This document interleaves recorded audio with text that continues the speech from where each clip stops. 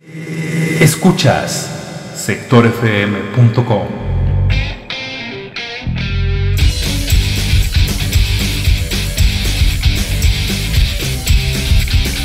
Vaya, son las 7 de la tarde con 4 minutos en la capital de la República Mexicana.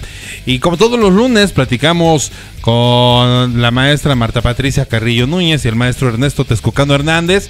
Hoy ha sido un día de locos ahí en la Cámara de Diputados y me da mucho gusto recibir en la línea esta tarde a la maestra Marta Patricia Carrillo Núñez, la maestra en Innovación Social y Economía Solidaria. Y solamente a ella el día de hoy, muy agradecido porque a pesar de que están trabajando duramente, se ha hecho el espacio a la maestra para poder platicar con nosotros esta tarde de lunes. Maestra Marta Patricia, ¿cómo te va? Buenas tardes, bienvenida a sectorfm.com. Hola Gerardo, ¿cómo estás? Pues un gusto estar nuevamente aquí en esta esfera legislativa. A esta ocasión nos acompaña Ernesto, pero ya en la próxima estará con nosotros también. Muchas gracias, maestra. Sí, entendemos que así es el tema. De repente estás un poquito desahogado y no ves venir lo que viene y tómala. Ahí está el tema. Maestra, antes de entrar en el tema de la que nos ocupa hoy, que es justamente la jornada laboral, cómo va a estar el tema de 48 a 40 horas, más bien preguntarte, hoy participaste en una mesa llamada La Procuración e Impartición de Justicia en México, riesgos y vulnerabilidades en el combate a la corrupción. Estuviste ahí en el Info CDMX con otras mujeres y otros hombres también de altos vuelos cognitivos y de grados. Entonces, ¿cómo les fue esta tarde? La mesa por ahí de las 3 de la tarde, maestra. Fíjate que esa mesa estuvo súper interesante porque justamente fue como hacer una reflexión en torno a cuáles son los retos del combate a la corrupción y en la impartición de justicia. Entonces hubo varios especialistas y siempre es enriquecedor escuchar a las autoridades, a quienes les toca implementar. Nosotros desde el lado del legislativo finalmente hacemos el diseño de la legislación, pero a quien le toca operar todo eso que se aprueba en la Cámara, pues es a los fiscales, a los procuradores, a los magistrados, a los abogados litigantes. Y entonces escuchar cuáles son sus preocupaciones, a nosotros estando desde la Cámara de Diputados o desde el Poder Legislativo, para lo que nos sirve es para identificar esas áreas de oportunidad que tenemos para mejorar la legislación en la materia. ¿Qué más quisiéramos que eliminar la corrupción de un plomazo? Pero pues eso no se puede. La corrupción es un fenómeno tan complejo que en realidad se requiere de una cooperación y colaboración entre varios actores para poderla eliminar. Ya lo hemos hablado aquí en varias esferas legislativas, pero también fíjate que otro punto que se dio, lo organizó el Info CDMX, es que la transparencia es una herramienta que nos ayuda a prevenir. Casi siempre lo hemos platicado aquí, reaccionamos ante un hecho de corrupción, pero cuando tenemos mecanismos de transparencia y de acceso a la información eficiente, entonces nos ayuda a prevenir y no a actuar ya que pasó el hecho de corrupción, sino más bien a conocer dónde podría estarse dando alguna fuga de capital, si es en adquisiciones o en obra pública, o también para conocer pues algún mapa de riesgos de las instituciones, de dónde deberíamos poner atención para evitar la corrupción. Y eso va en todos los niveles, O sea, aquí lo platicamos, por ejemplo, los trámites, ¿no? Siempre la gente percibe que para hacer un trámite se abren muchos mercados negros, aunque sea pequeño, y que te cobra por tramitar un acta, por tramitar tu licencia, por verificar tu auto, y uno a veces por las prisas pues es el partícipe de esos actos. Pero en realidad cuando tenemos mecanismos más eficientes, pues eso nos ayuda a disminuir esos mercados negros, que siempre, desafortunadamente, siempre van a existir, ¿no? Pero sí existen acciones que podemos realizar para prevenir los posibles hechos de corrupción, tanto en el sector público como en el sector privado. Y algo que retomábamos en la mesa de hoy es que mucha gente que le gustaría denunciar la corrupción, que ve, a veces no lo hace, porque no tiene un mecanismo, un marco jurídico que lo proteja.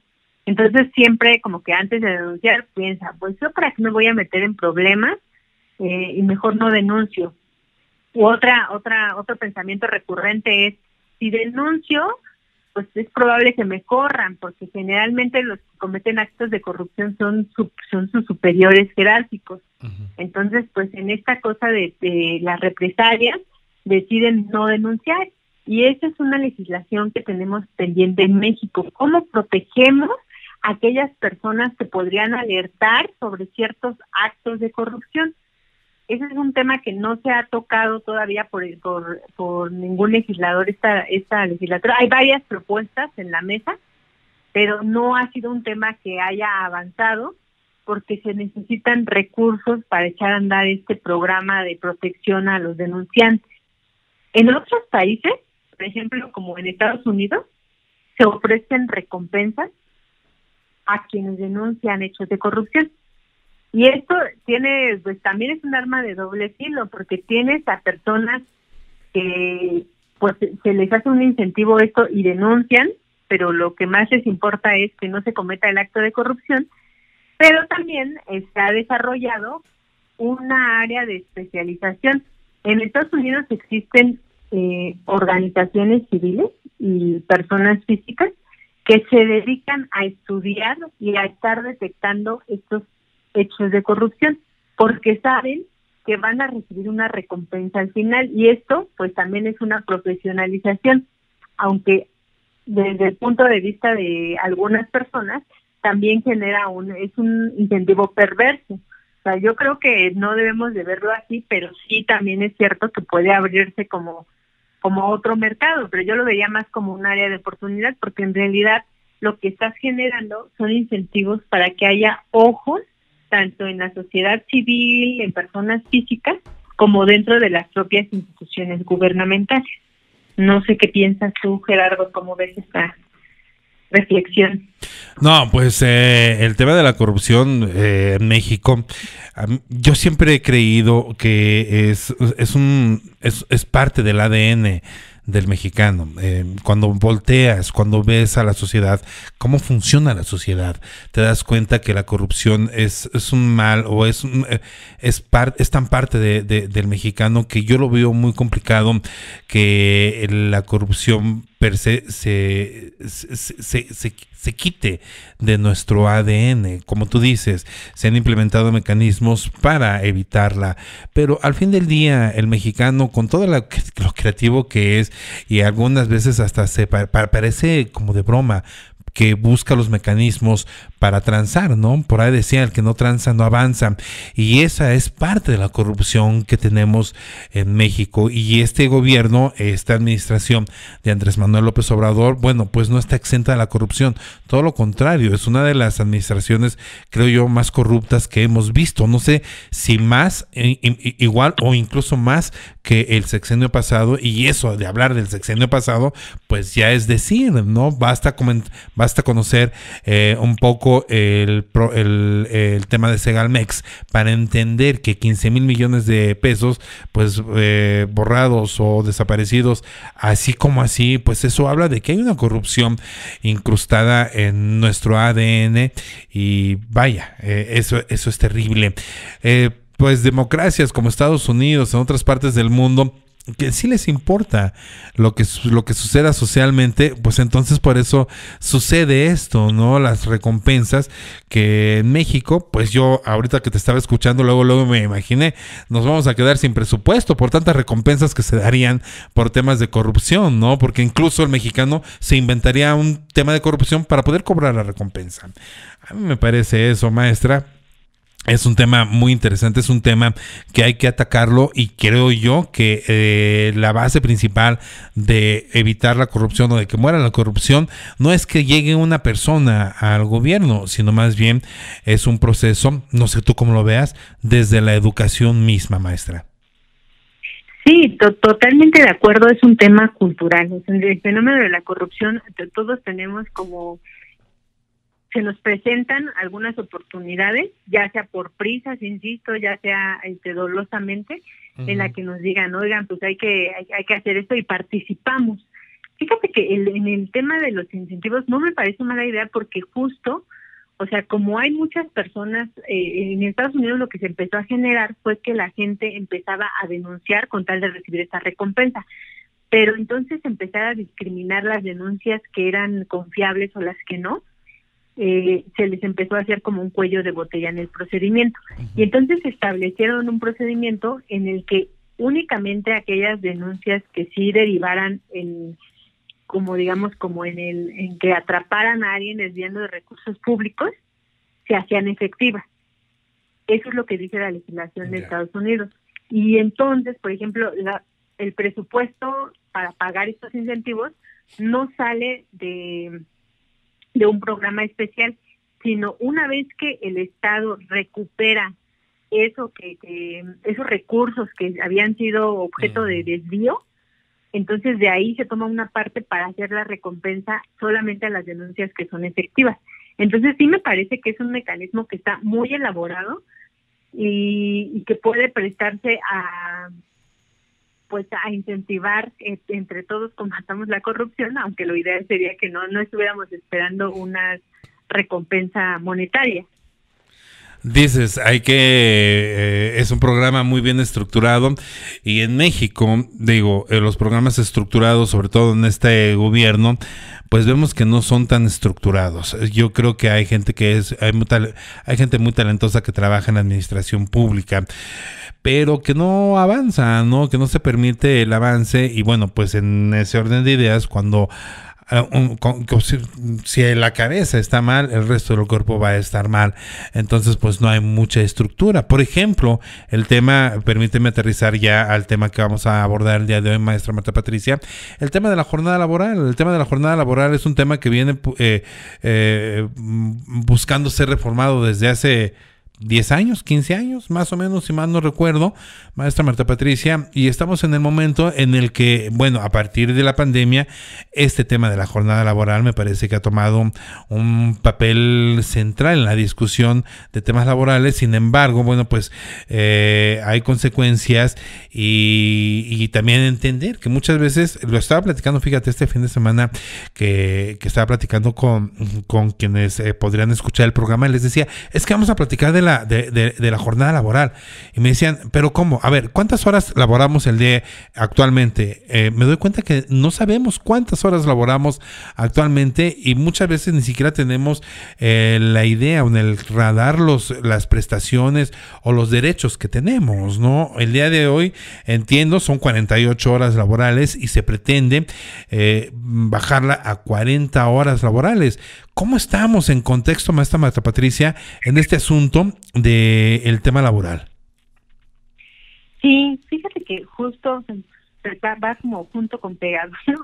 Sí. Porque justamente el tema de la corrupción, fíjate que muchos de los incentivos para cometer actos de corrupción es el tema de la inconformidad en los ingresos. Entonces, eso abre mucho la posibilidad a que varias personas se involucren en algún hecho de corrupción. En México, lamentablemente, tenemos un salario mínimo que desde que se impuso fue topado, digamos, bajo, ¿no? En los últimos años ha habido un aumento considerable, pero el salario mínimo era bajo. Y había empresas que efectivamente pagaban el mínimo. O sea, hay mucha gente en el Congreso que ahora que está la discusión de la reducción de jornada laboral que dice, ninguna empresa paga el mínimo. Pero eso es mentira. Si nosotros vamos a los registros del Instituto Mexicano del Seguro Social, lo que vamos a ver es que hay varias empresas que siguen pagando el salario mínimo a ciertos trabajadores. Oye, maestra, perdóname que te interrumpa, pero esto no tiene que ver con un tema de fisco, porque a muchos les pagan el salario mínimo, pero en otros rubros de pago va el complemento del pago. Es decir, reportan el salario mínimo muchas empresas para pagar menos impuestos al Instituto Mexicano del Seguro Social, pero el sueldo completo se da de otra forma, ¿no?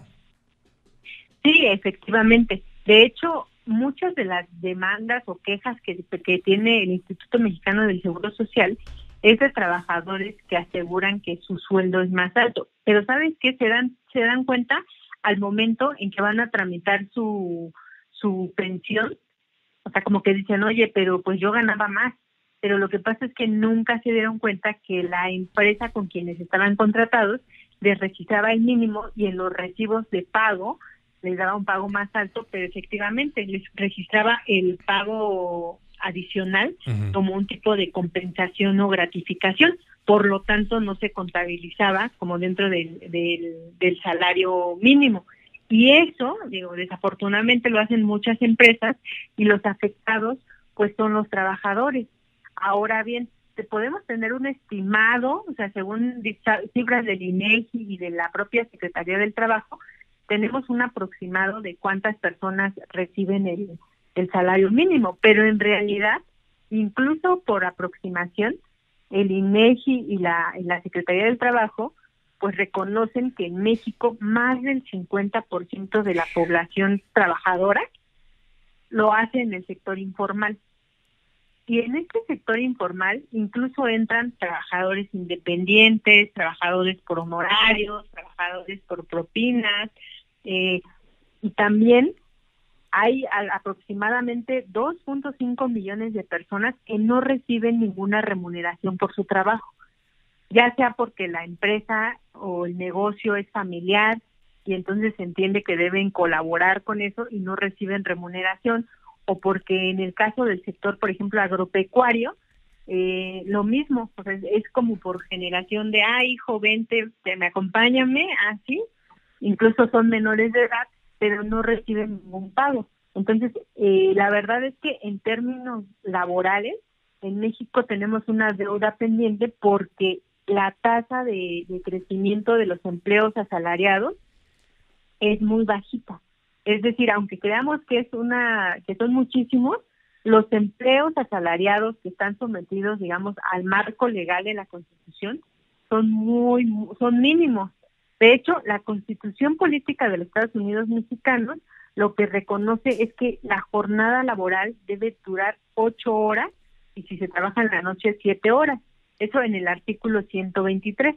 Y la Constitución, que es el instrumento normativo más digamos que manda en todo el territorio nacional, contempla dos tipos de trabajadores: los trabajadores que son particulares, eso es lo que se le conoce como el apartado A del artículo 123, que son los contratos que hacen las personas con particulares, y también está en el artículo 123 el apartado B, que son los contratos que hacen las personas con el Estado, y entonces se hace referencia a los servidores públicos.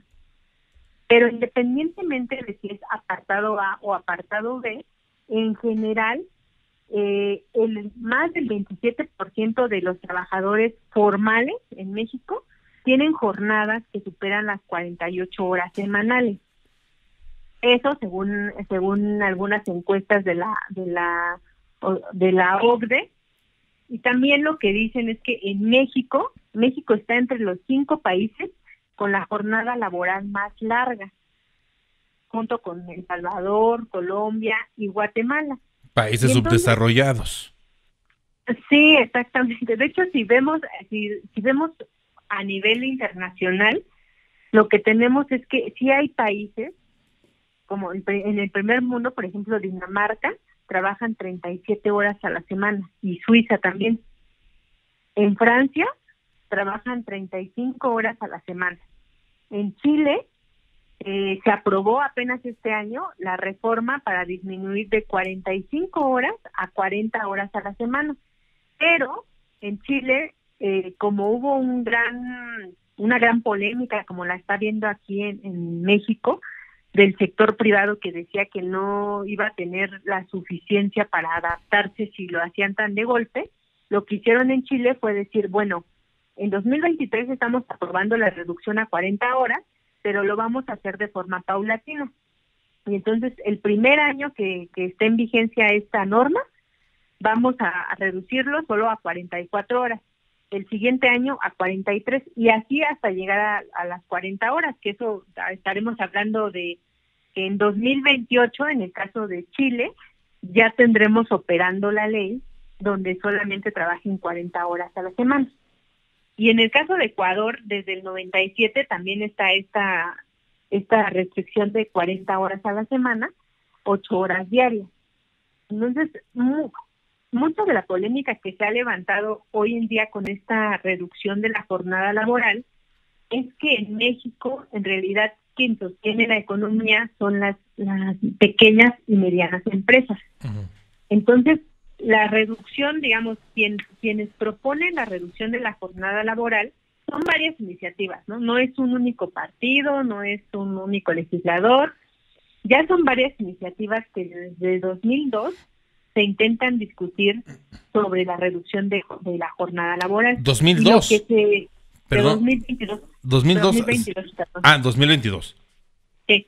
Y entonces lo que en la exposición de motivos, los legisladores que han presentado propuestas, lo que dicen es que la intención es mejorar las condiciones laborales de los trabajadores y tener una fuerza laboral más satisfecha y equilibrada. Eso dicen los legisladores. Pero el sector empleador, las pequeñas y medianas empresas, están preocupadas y ellas generan el 70% del empleo formal que tenemos en México. Entonces, ¿por qué están preocupadas? Porque dicen, es que si tú me impones una norma en donde yo reduzca mi jornada, sin permitirme desarrollar alguna estrategia de planificación para adaptarme a la nueva norma, va a ser un golpe no solo a mi negocio, sino que incluso tal vez voy a tener que recortar personal si es que no logro equilibrar la productividad con esta reducción de jornada laboral.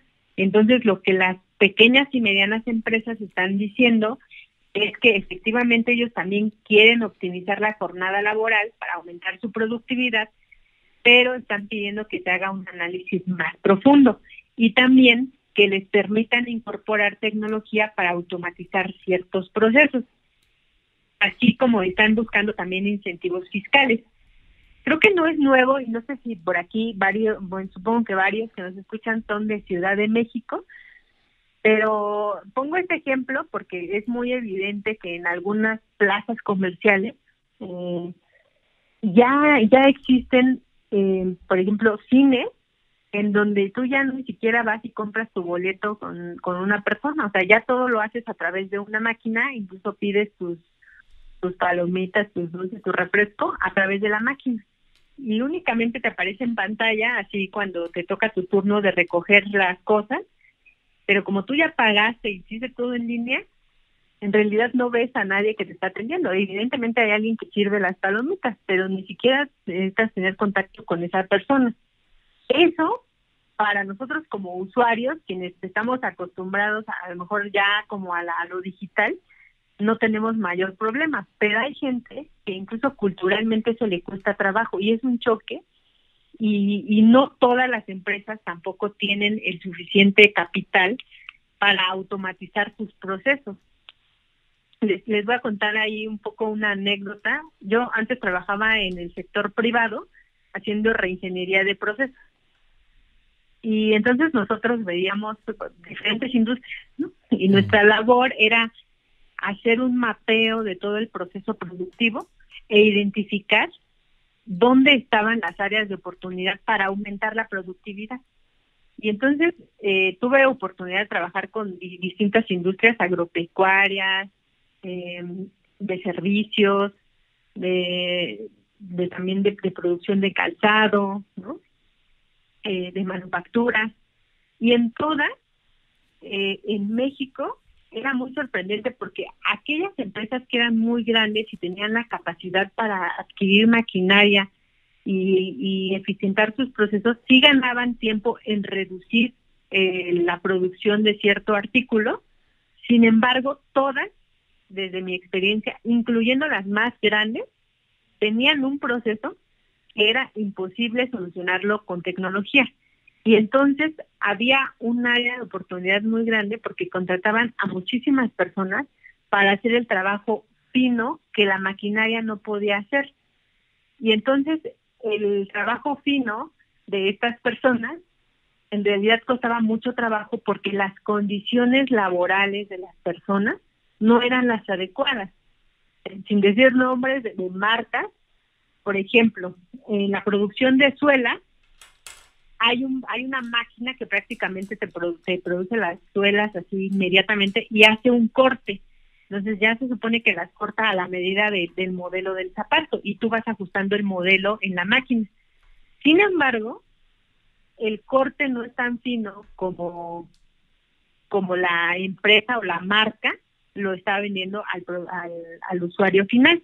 Y entonces lo que hacían era contratar generalmente mujeres para que a mano cortaran la suela, la rebaba de la suela, y que quedaran perfectos para que pareciera que se cosían a mano, ¿no?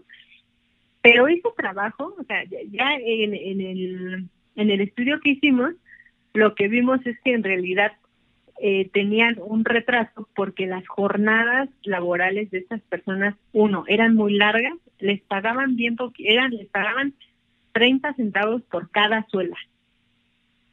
Oye, además, nada, se convirtió en un cuello de botella, ¿no? Las herramientas que les daban, o sea, eran de burla. Cuando nosotros fuimos a hacer el estudio, no podíamos dar crédito a los materiales con los que estaban trabajando. Eran navajas que no tenían filo, las propias personas tenían que llevar como su afilador para estar afilando las navajas que les daban, y también en condiciones pues muy malas, porque la zona donde estaban hacía muchísimo calor y tenían a todas las personas en una bodega con techos de lámina, con tanto calor y sin ventiladores.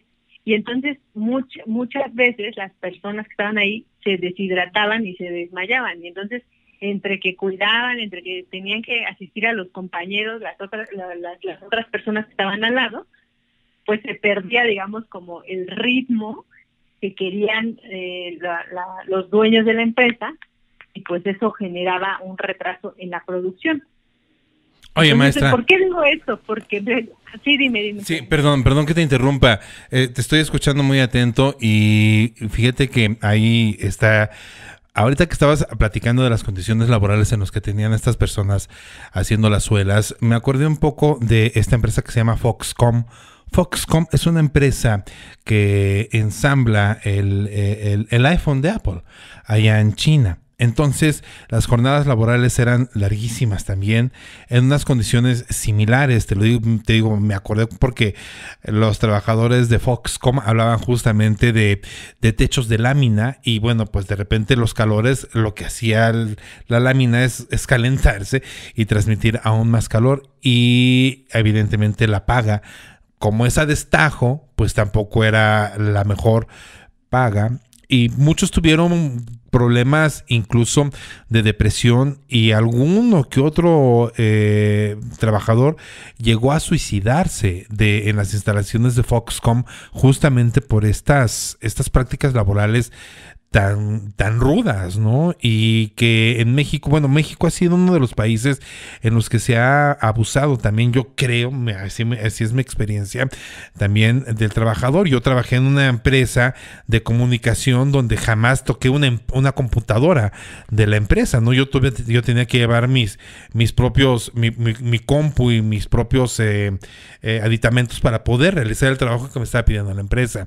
Entonces, estas condiciones laborales pues son, pues sí dan como al traste con toda una línea de producción, ¿no? Porque al fin del día, el que hace un trabajo tan fino, tan delicado, justamente como es esto de las suelas, a mí me parece que, bueno, pues es el terminado, es la presentación del producto, y son los que muchas veces llevan la peor parte, ¿no? Eso sin contar que, bueno, pues tú dices, les pagan 30 centavos por suela,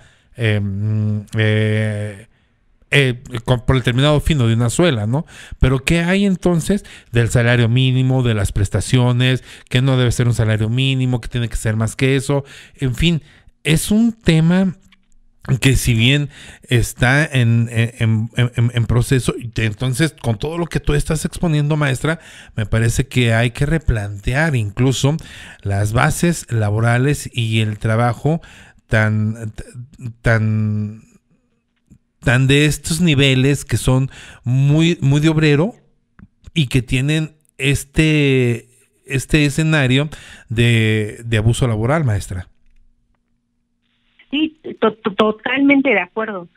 De hecho, la Organización Internacional del Trabajo, que es una organización que se dedica a hacer recomendaciones a todos los estados para tener mejores condiciones laborales, recuerden que el derecho al trabajo es un derecho y que el trabajo en general es una forma como de desarrollo.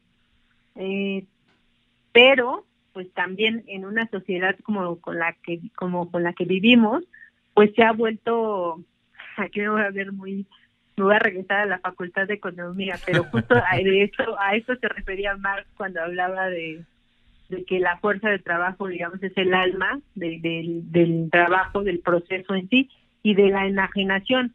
Es decir, cuando en México tenemos gente que trabaja más de 48 horas a la semana, pero tampoco, pues no necesariamente es por gusto. Es uno, a lo mejor porque no les alcanza. Dos, es a lo mejor también porque son las condiciones que hay y con una fuerza de trabajo tan grande como hay en México, en donde los empleos no crecen tanto como la población en edad de trabajar, pues entonces hay un desequilibrio y un poco quienes tenemos trabajo, pues creo que lo hemos vivido en esta de pensar de no, pues o me aguanto o me sustituyen, ¿no? Porque nadie es indispensable en un trabajo. O sea, yo puedo hacerlo muy bien, pero si algo me pasa, pues, alguien va a llegar y lo va a hacer. Claro. Y entonces, justo en este nuevo siglo, digamos, algo que se ha privilegiado a partir del paradigma de derechos humanos es el bienestar de las personas, porque dicen, ¿de qué te sirve tener una alta productividad cuando tienes índices de enfermedades mentales o de enfermedades que tienen que ver con el estrés laboral que te están provocando un impacto en el sistema de salud? Y va junto con pegado, o sea, porque en realidad, por ejemplo, en México, pues también varias de las enfermedades que tenemos muy recurrentes en la población, uno, son diabetes, que tiene que ver con los hábitos alimenticios, además de la genética, y con el estrés, y también los cardiovasculares, que también tienen que ver con el tema de la calidad de vida. Entonces, lo que se dice ahora que se está en boga este tema de la reducción laboral, es que si bien no tenemos las mismas condiciones que Dinamarca y Suiza, por ejemplo, sí podríamos hacer o tener medidas para mejorar las condiciones laborales de los trabajadores y tener gente que esté más relajada. Tocaste un tema muy interesante cuando iniciamos la conversación, y es el tema de la pandemia. Siempre que viene un cambio, por naturaleza el ser humano es no al cambio, ¿no? O sea, por muy dinámicos que las personas sean, siempre es la negación a lo desconocido y al cambio. Pero estoy bien aquí en mi zona de confort, ¿no? Exacto. Pero una situación como la que pasó con la pandemia, pues en realidad nadie nos preguntó si queríamos. Era una cuestión de integridad, de resguardarnos en nuestros hogares para conservar no la salud solamente, sino la vida. Y en este sentido, o sea, finalmente, algo que nos mostró esta crisis que tuvimos con la pandemia de COVID-19 es que sí podemos adaptarnos. Al inicio, cuando empezó la pandemia, lo que se decía era de, no, pues las grandes pérdidas que se están teniendo en la industria. La gente trabajaba mal, maestra. Exactamente. Pero, y ya fue después de la pandemia que se vio que si bien había tenido pérdidas sectores como el servicio, el sector restaurantero, el turismo, había otros mercados que hasta el momento no habíamos explorado con tanto fervor, como el tema del trabajo a distancia, por ejemplo. Y, por ejemplo, también el tema de las entregas en casa, ¿no? Eso era algo que antes ni siquiera se nos pasaba por la cabeza, y con la pandemia empezó a generarse un mercado que ahorita que se decretó el fin de la pandemia, pues nosotros vemos a los repartidores que se multiplicaron y todavía están en las calles, porque se generó un mercado que antes no existía y que se reforzó, o que sí existía, pero que digamos era menor. Y entonces se reforzó este mercado y la participación de un nuevo sector. Entonces, ahí hay un dicho que dice que todas las crisis, pues hay que verlas como un área de oportunidad. Y yo sí creo esta cuestión, porque la pandemia no pudimos prever que se iba a venir así, pero generó áreas de oportunidad. ¿Qué pasó con las empresas privadas? Muchas de ellas no necesariamente tienen un edificio propio, rentan. Y entonces dejaron de rentar porque estaba siendo muy alto el costo de la renta. Al dejar de rentar, pese a que en el Congreso se aprobó una iniciativa para que las empresas le brindaran al trabajador todas las comodidades para trabajar desde casa y que le pagaran la parte proporcional de luz y de internet para trabajar en casa, aún así, cuando las empresas hicieron su análisis de costos, se dieron cuenta que ahorraban más teniendo a la gente en casa que teniéndolos en la oficina. ¿Por qué? Porque tener a gente en la oficina o en los lugares, espacios de trabajo, no necesariamente oficinas, te ahorran agua, luz, servicios de telefonía, y otros servicios. Sí, estabas trasladando al fin del día gran parte de tus costos, se lo estabas pasando a tu empleado que le estabas pagando, pero sin darnos cuenta estábamos pagando también esa parte de esos insumos, ¿no? Les estabas pasando todos esos costos a tus empleados. Exacto. Sí, y finalmente esta reforma creo que, bueno, sí surtió efectos, porque yo te conozco algunas personas que efectivamente las empresas donde trabajan les pagan la parte proporcional de luz, de internet, que aunque usan su propio equipo, tienen como una compensación para estar pagando ese uso de su equipo. Y eso me parece que está bien y que debería extenderse a cualquier sector. O sea, en el sector, ¿qué pasa en el sector público? Estamos hablando ahorita del sector privado, pero el público también, tiene cola que le pisen porque, como dirían, el buen juez por su casa empieza. ¿Qué pasa en el sector público, en el apartado B de la Constitución Política de los Estados Unidos Mexicanos? Ahí, aunque establece las condiciones laborales de los servidores públicos, en general, el trabajo, si bien se eliminó el outsourcing, no se eliminó la contratación de prestación de servicios profesionales por medio de contratos civiles. ¿Y esto qué implica? Que hay muchísimos trabajadores en el sector público contratados por honorarios. Estos contratos por honorarios no tienen un límite de horas. Se supone que los contratos por honorarios no tienen la subordinación como tal de un patrón, porque no es un contrato laboral. Esto se supone. Pero en la práctica, en realidad, sí se ejerce el Estado como patrón. Y ese sector que trabaja por honorarios no está recibiendo ni las prestaciones necesarias ni las compensaciones suficientes por prestar este tipo de servicios. Y entonces estos por honorarios se suman a los trabajadores informales, porque aunque tienen, digamos, como un nombramiento, un contrato, las condiciones son precarias. Y en este sentido sí hay que hacer una reflexión profunda respecto no solo de la jornada laboral, sino qué implica el trabajo.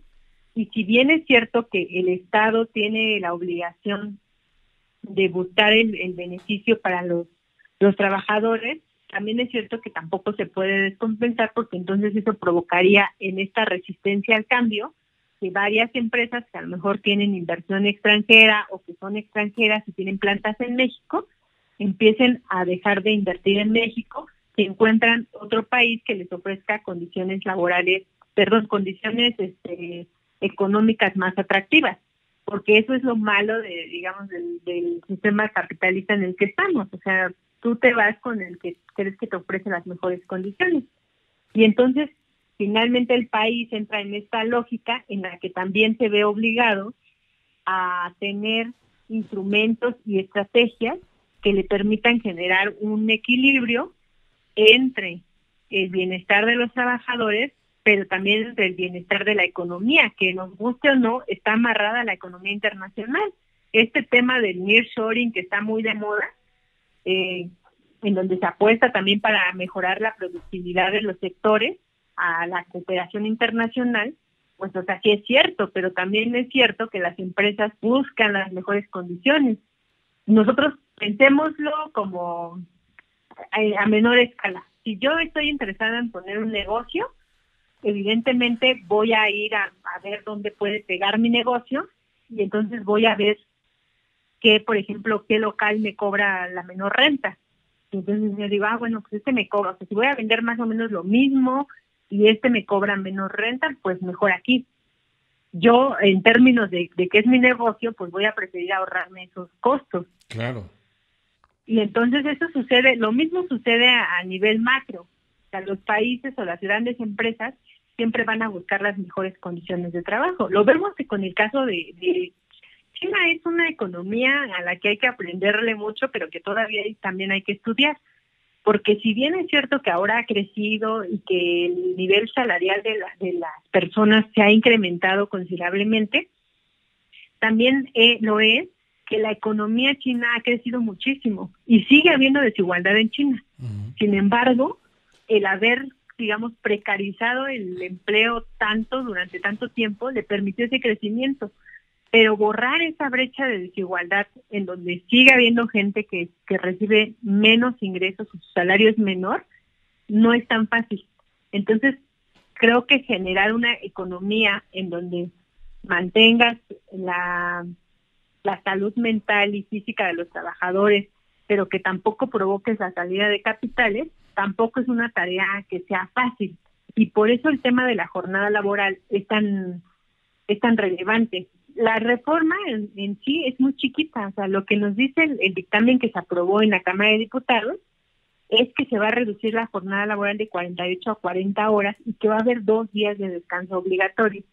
Insisto, aunque hay un escándalo en el sector empresarial por eso, en realidad, cuando vemos las cifras en lo macro y que tenemos que la mayoría de la población está en el sector informal, pues el impacto no es mucho. Entonces creo que como Estado sí se tendría que negociar con las pequeñas y medianas empresas cuál es la mejor manera. A lo mejor el caso de Chile podría ayudarnos como ejemplo, en que lo está haciendo de forma paulatina, justo para que las pequeñas y medianas empresas no se descompensen, vean la forma de incorporar tecnología a sus procesos.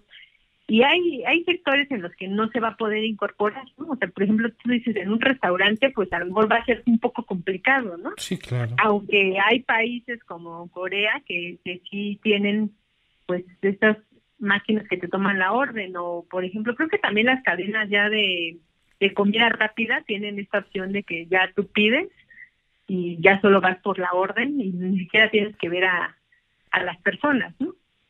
Sí, yo he oído un par. Oye, maestra, por aquí me dice Oliver Rubio, a quien le mando un fuerte abrazo. Además, se ahorran los impuestos como patrones. Eso, maestra, bueno, pues también es un tema. Este asunto de la reforma laboral que está en ciernes y que está, pues, trabajándose en el Congreso, es un tema que lo platicaba hace un ratito con mi queridísimo Ernesto Texcocano, a quien le mandamos un fuerte abrazo y que hoy está ausente en esta mesa de plática. De análisis, lo platicábamos en este punto justamente de hoy que estamos a 6 de noviembre del año 2023, de cara a un proceso electoral, se vuelve un botín político. El día de hoy, la ex jefa de gobierno y virtual candidata por Morena a la presidencia de la República, Claudia Sheinbaum, se reunió con representantes sindicales y bueno, pues ha pedido, entre otras cosas, pedir un México con justicia. Y vaya, en este encuentro, la candidata o la futura candidata presidencial ha hablado de reformas a favor de los trabajadores. Ha dicho que se ha destacado que en la actual administración federal se han hecho diversas reformas constitucionales en apoyo a los y las trabajadoras y que en este orden de ideas, bueno, pues seguirá haciéndose lo mismo. Como reflexión, como última reflexión, maestra, aterrizando el tema y como conclusión, este asunto de la reforma política, de la reforma laboral que estamos viendo el día de hoy, de 48 a 40 horas, reducir este espacio laboral, ¿no se convierte entonces, en el momento en que estamos hoy, con miras a 2024, no se convierte en un botín político, en un botín de decirle a los trabajadores, mira, yo por ti podría hacer hasta que te bajen el número de horas trabajadas para una empresa? ¿Se convierte descaradamente en un botín político, maestra? Pues sí, tiene una doble lectura y esa es una posibilidad en la que efectivamente se convierte en un botín político porque es muy, mediáticamente es vendible, ¿no? O sea, que lo vendan como esta cosa de yo estoy proponiendo esto. Uh-huh. Pero si nosotros lo estamos analizándolo como desde el punto de vista laboral, pues a mí no me importa si es vendible o no. ¿Qué tendríamos que estar haciendo nosotros como ciudadanía? Pues exigiendo que lo hagan, porque como lo hemos dicho y resaltado aquí en esta esfera legislativa en varios temas, una cosa es decirlo y creer que porque lo ponemos en una ley o en la Constitución se va a hacer realidad. Eso no es cierto. Una cosa es ponerlo y también debemos poner, una vez que si es que este dictamen se aprobara, que está difícil porque se necesita mayoría calificada debido a que es modificar la Constitución, lo que tendríamos que estar haciendo también es de exigirle a los legisladores que de verdad lo pasen, porque en realidad lo que hay que hacer después de aprobada la reforma constitucional es una armonización en toda la legislación secundaria. Uh-huh. ¿Para qué? Para que aquellos empleadores que no cumplen con lo dispuesto tengan alguna sanción o alguna llamada de atención, no lo sé. Porque otra vez, si no hacemos esta cosa que se llama, bueno, que dentro del Congreso denominamos como de derecho ficción. ¿Por qué es ficción? Porque aunque está, en realidad es imposible de llevar a cabo. Entonces, cuando tú pones todo lo bonito, por ejemplo, en el artículo 4 que pusieron el tema de becas y pensiones a adultos mayores, está muy bien. Pero ¿qué pasa? Porque sigue habiendo población que no recibe esos recursos. Entonces, por eso se habla de un derecho ficción, porque no importa que lo diga la Constitución, en realidad no está dando el Estado los mecanismos para dar el cumplimiento a lo que se está aprobando. Y en este sentido, o sea, más allá de las formas, de lo que podamos percibir, si nosotros analizamos los votos que se dieron en este dictamen de puntos constitucionales, en el Congreso hay varias formas de votar o no votar, aunque en realidad únicamente dicen a favor y en contra. Hay personas que se abstienen y esa finalmente también es una forma de voto, porque no está apoyando la propuesta en sí, porque no está seguro de cuáles son las repercusiones. Y también hay legisladores y legisladoras que deciden ausentarse porque tampoco están seguros. Y también eso es otra forma de expresar un punto de vista, porque pueden poner 1000 pretextos y tienen de hecho los legisladores que justificar sus inasistencias a las reuniones. Pero como no hay una sanción de por medio de por qué no están votando, pues incluso hay votaciones, o tenemos ejemplos en el Congreso, en las que cuando no se quiere tomar partida en un tema, pues entonces se ausentan los legisladores. ¿Por qué digo esto? Porque finalmente, si bien es vendible este tema de la reducción de la jornada laboral entre la población que trabaja y sobre todo la que trabaja más de 48 horas o 48 horas a la semana, también es vendible o también es un arma de doble filo, porque en México el tema del financiamiento en las campañas sigue siendo un área de oportunidad todavía, porque si bien es cierto que no se han regulado las aportaciones de los particulares, por tradición, por estudios, por lo que se tiene documentado, el sector empresarial siempre apoya a X o Y candidato, porque también tiene intereses. Y entonces muchos de los legisladores tampoco se quieren aventar encima al sector empresarial, porque entonces ¿quién va a financiar sus campañas? Claro. Entonces, aunque es un análisis que podríamos decir, ay, pues sí, solamente es electoral, no, es un arma de doble filo, porque ni a ellos les conviene aventarse encima al sector empresarial, porque finalmente son ellos quienes están apoyando las campañas. Los candidatos, pues eso es súper sabido, aunque no es algo que esté necesariamente en la ley, siempre buscan el apoyo de todos los sectores, el sector de los trabajadores, pero también el sector empresarial e incluso los propios servidores públicos, que se supone que no deberían tomar partido, pero siempre están buscando aumentar el número de votos. Entonces, en este sentido, el análisis no es tan fácil. De hecho, el hecho de que una vez que el dictamen se aprueba en comisión, en realidad no hay un impedimento legal para que este tema ya se subiera al Pleno de la Cámara de Diputados. Legalmente no hay ningún impedimento porque esto ya fue aprobado en comisión o en la Comisión de Puntos Constitucionales. Pero ¿qué pasa? Que esto es un poco lo de entender al Congreso. Lo que está deteniendo el dictamen es que no hay un consenso. Entonces, lo que el grupo parlamentario mayoritario o quien tiene la mayoría dice es, ni siquiera se atreve a llevar ese tema al Pleno porque sabe que no le dan ni sus propios votos, o sea, ni siquiera con los votos de los grupos parlamentarios que votaron a favor, les da, porque dentro de los grupos parlamentarios hay legisladores que no están convencidos o no están de acuerdo. Y eso, pues entonces es finalmente también darse como un tiro en el pie, políticamente hablando, porque es mostrar que hay una división interna y además no alcanzar el número de votos y entonces quedar mal con toda la población que está esperando que sí haya esta reducción de jornada laboral, ¿no? Oye, ahora, eso, insisto, es solamente una partecita, porque en realidad también nos faltaría ahí regular a todo el sector informal. Nos dice por acá Oliver Rubio, entonces la democracia no sirve para el bien del pueblo.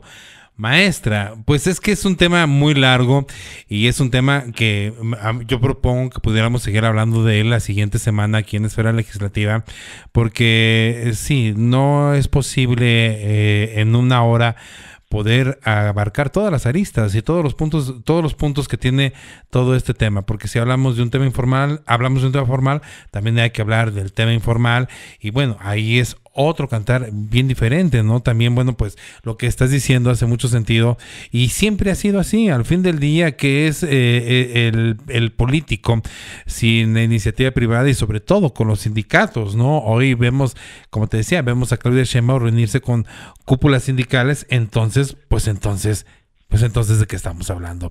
Maestra, agradecerte infinitamente esta esfera legislativa en la que empezamos hablando de corrupción y terminamos, bueno, hablando justamente de la jornada laboral que es, como decías al principio, no va junto con pegado. Agradecerte infinitamente, maestra, y bueno, pues la siguiente semana seguramente estaremos platicando de estos temas, maestra. Sí, con mucho gusto, Gerardo. Y nada más ahí, un poco como comercial, en la Cámara de Diputados abrió una serie de foros para el tema de la jornada laboral y para quien guste seguirlo es jornadalaboral.diputados.gov.mx y ahí pueden encontrar el dictamen de la Comisión de Puntos Constitucionales. Están los videos de los foros que se han realizado y es interesante porque yo creo que ahí quien guste verlo puede entrar y puede contrastar la demanda del sector empleador, pero también la demanda de los trabajadores. Y yo creo que sí se puede llegar a un buen instrumento legislativo, pero sí se debe escuchar. O sea, no debemos tomar partida ni aventarnos y decir yo por los trabajadores, o sea, porque finalmente mover en una cosa implica la otra, es como esa teoría del efecto mariposa, ¿no? Uh-huh. El aleteo de un lado te va a mover muchas otras cosas y no necesariamente es negativo, pero sí hay que analizar un escenario para que podamos prever cómo actuar en caso de que hubiera un impacto económico fuerte, ¿no? Claro, Entonces, está esta convocatoria a la ciudadanía para que participe en estos conversatorios en los que se estarán platicando justamente de este tema de la jornada laboral, de esta propuesta de reducir de 48 a 40 horas la jornada laboral. Entonces, es cámaradediputados.org, ¿verdad? Ajá, es jornadalaboral.diputados.gov.mx. Ya Pues, te lo mandé ahí en un mensajito. Ajá, vamos a... Y el último, digamos, la última mesa de esta primera etapa es el próximo 13 de noviembre. Hoy se hizo una mesa y la próxima es el 13 de noviembre y ahí están también los foros que pueden ustedes revisar y contrastar las ideas que se están expresando ahí en esas mesas de diálogo. Esta dirección se las vamos a compartir en cuanto le subamos el podcast, es decir, el día de mañana, en todas las redes sociales. Maestra Marta Patricia Carrillo Núñez, gracias mil por esta amplia charla, gracias por aclararnos el panorama y bueno, pues invitarnos a que el próximo lunes sigamos escuchando más análisis aquí en Esfera Legislativa. Maestra, que pases la mejor de las noches. Muchísimas gracias, Gerardo, y un abrazote a Ernesto. Muchas gracias. Muchas gracias, maestra, y nos unimos al abrazote al buen Ernesto Texcocano. Hasta pronto, maestra, no me cuelgues, gracias. Gracias. Hasta pronto. En sectorfm.com es momento para Master Mix. Más de una hora de música mezclada con lo más in de las esencias bailables. Master Mix. Viernes y sábado, 8 de la noche. Master Mix en sectorfm.com.